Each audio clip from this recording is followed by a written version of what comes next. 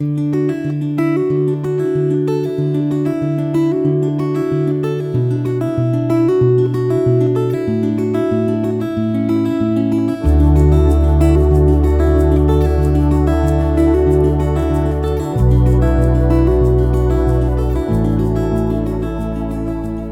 reading begins in Deuteronomy, chapter 4, starting in verse 1. Now, Israel, listen to the statutes and to the ordinances which I teach you, to do them, that you may live and go in and possess the land which the Lord, the God of your fathers, gives you. You shall not add to the word which I command you, neither shall you take away from it, that you may keep the commandments of the Lord your God which I command you.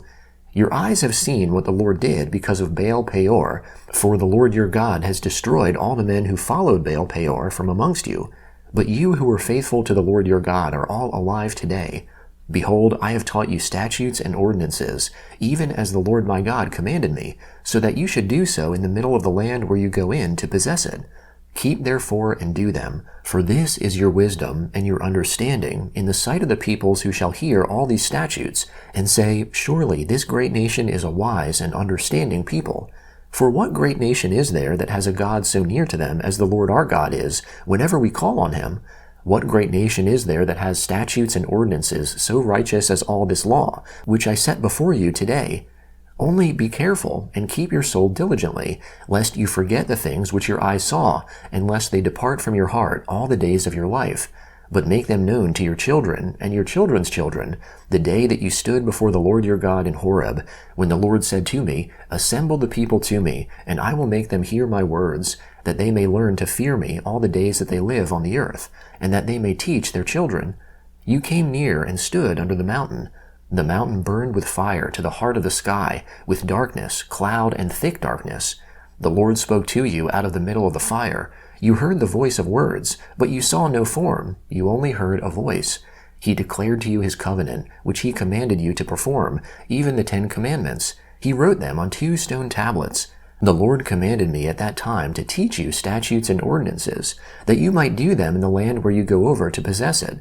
Be very careful, for you saw no kind of form on the day that the Lord spoke to you in Horeb, out of the middle of the fire, lest you corrupt yourselves, and make yourself a carved image in the form of any figure, the likeness of male or female, the likeness of any animal that is on the earth, the likeness of any winged bird that flies in the sky, the likeness of anything that creeps on the ground, the likeness of any fish that is in the water under the earth, and lest you lift up your eyes to the sky, and when you see the sun and the moon and the stars, even all the army of the sky, you are drawn away and worship them and serve them, which the Lord your God has allotted to all the peoples under the whole sky.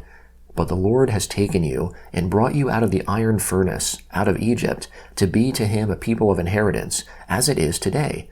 Furthermore, the Lord was angry with me for your sakes, and swore that I should not go over the Jordan, that I should not go into that good land which the Lord your God gives you for an inheritance, but I must die in this land. I must not go over the Jordan, but you shall go over and possess that good land. Be careful, lest you forget the covenant of the Lord your God, which he made with you, and make yourselves a carved image in the form of anything which the Lord your God has forbidden you. For the Lord your God is a devouring fire, a jealous God.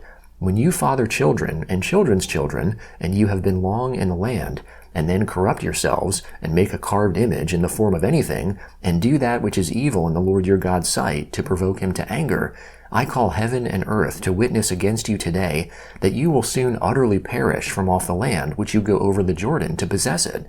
You will not prolong your days on it, but will utterly be destroyed. The Lord will scatter you amongst the peoples, and you will be left few in number amongst the nations where the Lord will lead you away. There you will serve gods, the work of men's hands, wood and stone, which neither see, nor hear, nor eat, nor smell. But from there you shall seek the Lord your God, and you will find him when you search after him with all your heart and with all your soul. When you are in oppression and all these things have come on you, in the latter days you shall return to the Lord your God, and listen to his voice. For the Lord your God is a merciful God. He will not fail you, nor destroy you, nor forget the covenant of your fathers, which he swore to them. For ask now of the days that are past, which were before you, since the day that God created man on the earth, and from the one end of the sky to the other, whether there has been anything as great as this thing is, or has been heard like it. Did a people ever hear the voice of God speaking out of the middle of the fire, as you have heard, and live? Or has God tried to go and make a nation for himself from amongst another nation, by trials, by signs, by wonders, by war, by a mighty hand, by an outstretched arm, and by great terrors, according to all that the Lord your God did for you in Egypt before your eyes? It was shown to you so that you might know that the Lord is God. There is no one else besides him. Out of heaven he made you to hear his voice, that he might instruct you. On earth he made you to see his great fire, and you heard his words out of the middle of the fire. Because he loved your fathers, therefore he chose their offspring after them, and brought you out with his presence, with his great power, out of Egypt, to drive out nations from before you, greater and mightier than you, to bring you in, to give you their land for an inheritance, as it is today. Know therefore today, and take it to heart, that the Lord himself is God in heaven above and on the earth beneath. There is no one else. You shall keep his statutes and his commandments, which I command you today, that it may go well with you and with your children after you, and that you may prolong your days in the land which the Lord your God gives you for all time. Then Moses set apart 3 cities beyond the Jordan towards the sunrise, that the manslayer might flee there, who kills his neighbor unintentionally, and didn't hate him in time past, and that fleeing to one of these cities he might live. Bezer in the wilderness, in the plain country for the Reubenites, and Ramoth in Gilead for the Gadites, and Golan in Bashan for the Manassites. This is the law which Moses set before the children of Israel. These are the testimonies, and the statutes, and the ordinances which Moses spoke to the children of Israel when they came out of Egypt, beyond the Jordan, in the valley opposite Beth Peor, in the land of Sihon, king of the Amorites, who lived at Heshbon, whom Moses and the children of Israel struck when they came out of Egypt. They took possession of his land and the land of Og, king of Bashan, the 2 kings of the Amorites, who were beyond the Jordan towards the sunrise, from Aroer, which is on the edge of the valley of the Arnon, even to Mount Zion, also called Hermon, and all the Arabah beyond the Jordan eastward, even to the sea of the Arabah, under the slopes of Pisgah. The Gospel of Luke, chapter 6, beginning in verse 39. He, that is Jesus, spoke a parable to them. Can the blind guide the blind? Won't they both fall into a pit? A disciple is not above his teacher, but everyone, when he is fully trained, will be like his teacher. Why do you see the speck of chaff that is in your brother's eye, but don't consider the beam that is in your own eye? Or how can you tell your brother, Brother, let me remove the speck of chaff that is in your eye, when you yourself don't see the beam that is in your own eye? You hypocrite! First remove the beam from your own eye, and then you can see clearly to remove the speck of chaff that is in your brother's eye. For there is no good tree that produces rotten fruit, nor again a rotten tree that produces good fruit, for each tree is known by its own fruit. For people don't gather figs from thorns, nor do they gather grapes from a bramble bush. The good man, out of the good treasure of his heart, brings out that which is good, and the evil man, out of the evil treasure of his heart, brings out that which is evil. For out of the abundance of the heart his mouth speaks. Why do you call me Lord, Lord, and don't do the things which I say? Everyone who comes to me and hears my words and does them, I will show you what he is like. He is like a man building a house, who dug and went deep, and laid a foundation on the rock. When a flood arose, the stream broke against that house, and could not shake it, because it was founded on the rock. But he who hears and doesn't do is like a man who built a house on the earth without a foundation, against which the stream broke, and immediately it fell, and the ruin of that house was great. After he had finished speaking in the hearing of the people, he entered into Capernaum. A certain centurion servant, who was dear to him, was sick and at the point of death. When he heard about Jesus, he sent to him elders of the Jews, asking him to come and save his servant. When they came to Jesus, they begged him earnestly, saying, He is worthy for you to do this for him, for he loves our nation, and he built our synagogue for us. Jesus went with them.